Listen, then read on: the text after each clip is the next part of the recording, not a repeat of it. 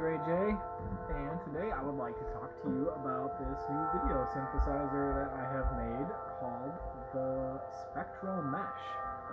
If you're familiar with Wavepool, this has pretty much the exact same form factor, and it's pretty much the same thing. Like if you have, it's all the same hardware stuff. So if you have a Wavepool already, you'll be able to run this just by downloading an image and swapping on an SD card with it. But I'm also selling these as separate things because I think they're pretty fun to play with, to feed one into the other and vice versa. So there's a link somewhere in here to my shop where you can buy them too. And yeah, so I just kind of want to run through some of the things you can do with this. This will be a multi-part video, I think, and we'll just start off with some of the basics. So this takes in, as you can see, it's taking in a video and it's letting me stretch it and morph it, and it's oscillating. So there's a bunch of oscillators on here that you can program to do things with this. If you get the controller version, here's this controller. Wow, that's really helpful. You buy the controller version, you get a MIDI controller like this. You get a USB camera like the one I'm using. You can't see it because the camera is filming right now. And I did not bring a mirror down here. I will try to remember to next time though. Yeah, Basic Plus Edition comes with MIDI controller and a USB camera. And then there's also the Bare Bones Edition and the Capture Edition. And I'll go through more about the Capture Edition in a later video because that one's pretty nifty as well. But yeah, so what you can do is you can key out video as well, which is pretty nice. Like, you can't mix video on the Spectral Mesh on its own, but if you want to use an external mixer to mix things, that'll work really well because you can just key stuff out. And then another thing you can do is select a couple of different graphics modes to run in. So as you can see, this one just stretches like straight up video, it looks like. And then you can also switch over to doing some lines. You can have these kinds of lines. You can change the resolution of the lines too. You want to have more minimal, like that's about as minimal as it gets, one line. So a couple more lines. You notice they're still maintaining color on them. So you can go, if you go up to the max, you'll notice you'll get some moire happening because this is, well, it can take in analog signals and it can send out analog signals. This is a digital signal processing unit. It's all the things inside are happening between a couple of ADCs and DACs. So there are some pretty fun digital effects you get from that. I really like moire a lot, and I like the sort of chroma distortion that you're getting in the background here. But if you don't like those things, this is gonna bum you out. So just want to let you know that off the bat. And then there's another mode you can use. You can use these vertical lines. And then there is a sort of grid. It's a little hard to see like this. I'm gonna dial down the resolution some. Yeah, this is like a boxy grid kind of thing. And then, another thing you can do is you can take the video and then sort of use the brightness of the video input to deform things. So this is a lot like if you've seen demos of like people playing around with the rutt etra machine. The Vasukas did a lot of work with that. You can see this is a pretty common technique that was used with that. There's also, what is it? Oh yeah, Dave Jones made one scan processor that's sitting over at Signal Culture right now. Yeah, this is something, one of the things that those old scan processors did was you could take in a separate video feed to like deform, use the brightness values of that to deform things. And I do want to figure out how to try to do something like that because the long-term goals for this machine is to have not just for like a modular voltage in thing, but to take in a really wide range of voltage signals and have that displace things. And I'd like to figure out how to do that sort of trick where you're sending one video signal in to deform another one. Yeah, you can see playing around with this sort of like the brightness displacing stuff gets really, really crazy immediately. You can dial in really subtle stuff. You're just subtly morphing, or you can go way out of bounds. Yeah.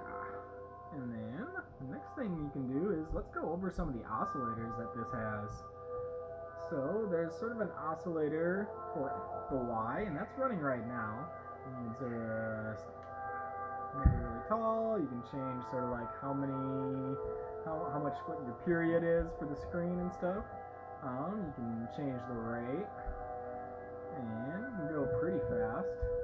You can see that's actually, you see a little bit of aliasing on my phone camera, but it's not aliasing on the CRT that I'm drawing this on. Although I was thinking about playing with the aliasing rates because it'd be fun to see what you can do. What sort of like fun after effects you can get with like video aliasing. That's interesting. I haven't seen my phone camera alias like that before. I think it has a lot to do with like how the CMOS chip is sort of doing like it's not doing a what do you call it, singular scan. It's doing like a linear scan over time.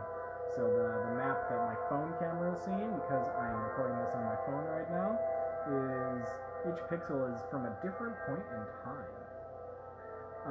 Okay, and then you can also do pulse.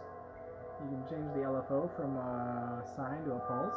You don't notice it too much when you don't have the period up very high, but here you can notice it a little bit better.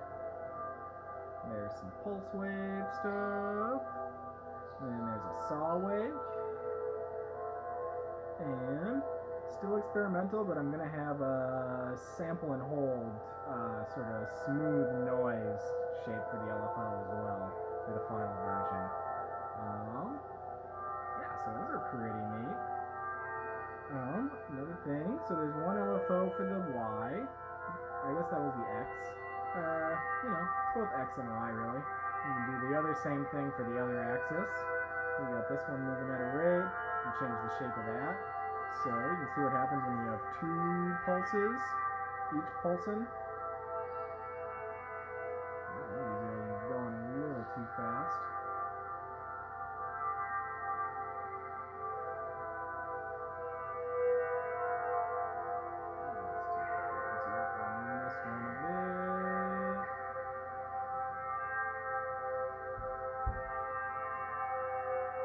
There's a dueling pulse thing you can do. You can have them both be sine waves. Or no, saw waves. Don't even know what wave shapes are anymore. Or you can have one be a sine and the other be a pulse. And there's another mode you can have these two interact with. So check out this one. I think it's a little more dramatic if you do it like this way. Have them both be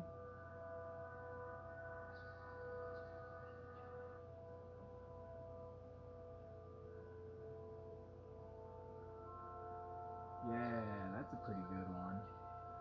So everything in this is only happening, this is all really happening very similar to the way that the raster scanning sort of stuff worked on the older scan processors. This is all just two-dimensional. It's just using sort of like the power of parallax in human perception to like make a perceived depth in all of this.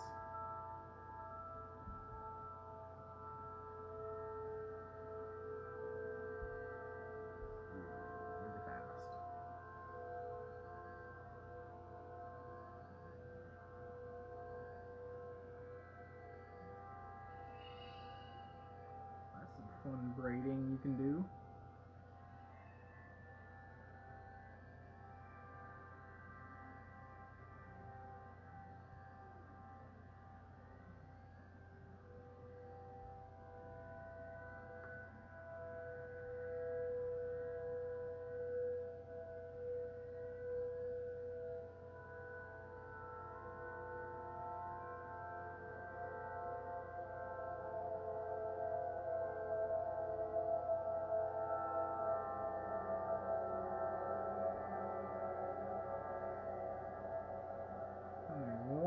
LFO that you can use to sort of, well, I said there's no real 3D here, but you can still, you know, of course, use mathematics to like get like a fake sort of three-dimensional. So there's also sort of like a Z-axis based LFO where it's sort of like bouncing out of the middle, and you can sort of reposition what like your like perceived center is.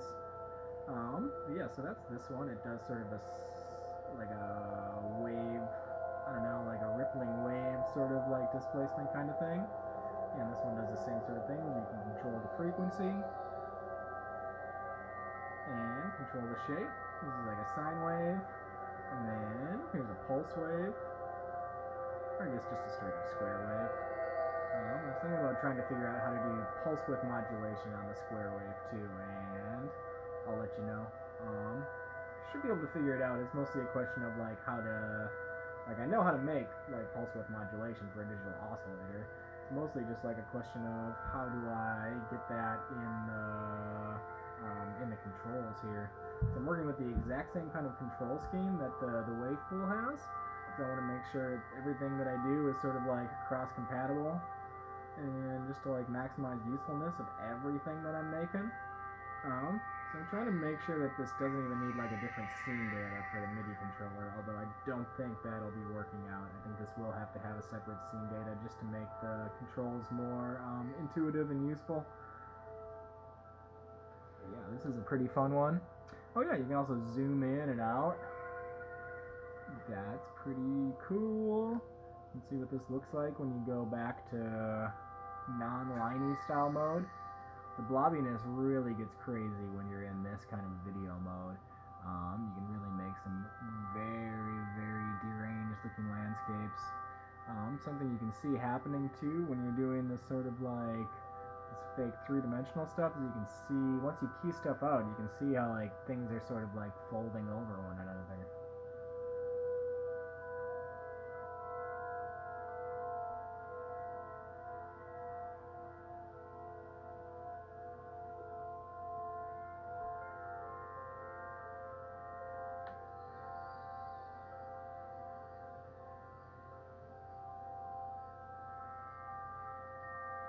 Yeah, that's what I got right now. This is what the pre-orders are for. I still want to add a couple more features, and I'm sending some of these versions out to be play tested by some friendly folks.